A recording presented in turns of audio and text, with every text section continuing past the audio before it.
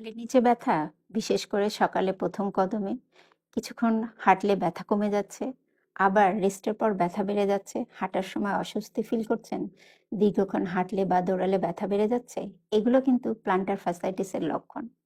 Planter ফ্যাসাইটিসকে plantar fasciopathy, plantar heel pain, policeman হিলও বলা হয়।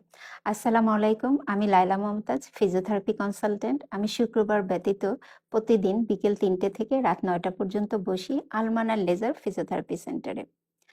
আমাদের পায়ের তলায় বা সোল অফ ফুটে যেই ধরনের সমস্যাগুলো হয় সেগুলো হচ্ছে plantar fasciitis, plantar fascia inflammation, calcaneal spur, হিলে ক্যালসিয়াম জমে যায়, ফ্ল্যাট ফুট, আর্চটা কমে যায়, হাই আর্চ ফুট, আর্চটা বেড়ে যায়, মেটাটার্সালজিয়া, পায়ের তলায় সামনের অংশে ব্যথা, মটনস নিউরোমা, পায়ের আঙ্গুলের নার্ভের চাপে ঝিঝি বা জ্বালাপোড়া বেড়ে যায়, টার্সাল টানেল সিনড্রোম, নার্ভের চাপে ঝিঝি বা জ্বালাপোড়া বেড়ে যায়, অ্যাকিলিস টেন্ডিনাইটিস, হিলের পিছনে ব্যথা।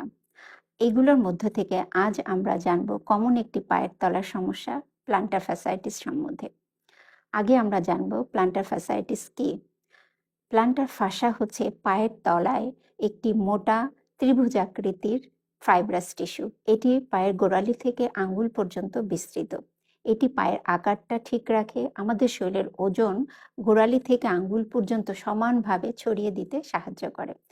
প্লান্টার ফাসায় অতিরিক্ত চাপ বা ব্যবহারের কারণে মাইক্রোটমা হয়, প্রদাহ সৃষ্টি হয়ে প্লান্টার ফ্যাসাইটিস তৈরি করে।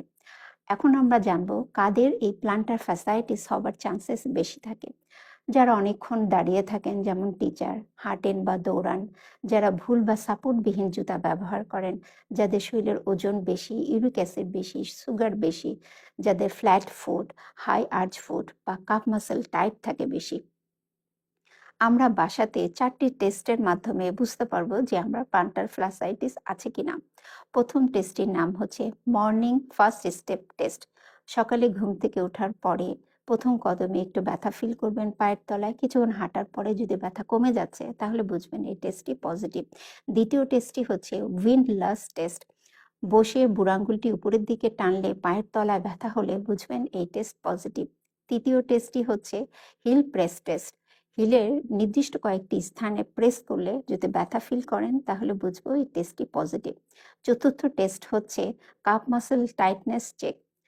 দেয়ালের দিকে দাঁড়িয়ে এক পা পিছনে রেখে কাফ মাসেল স্ট্রেচ করলে পায়ের তলায় ব্যথা হলে আমরা বুঝবো এই টেস্টটি পজিটিভ।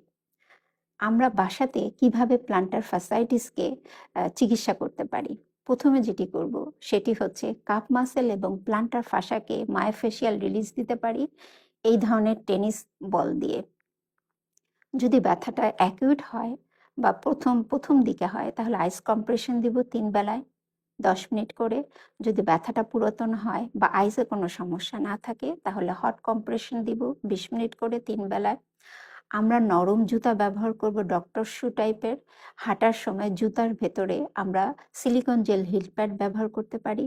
এক্সারসাইজ করব টাওয়েল দিয়ে, calf muscle stretching exercise, plantar fascia stretching exercise, towel wrinkle exercise. এটি কিভাবে?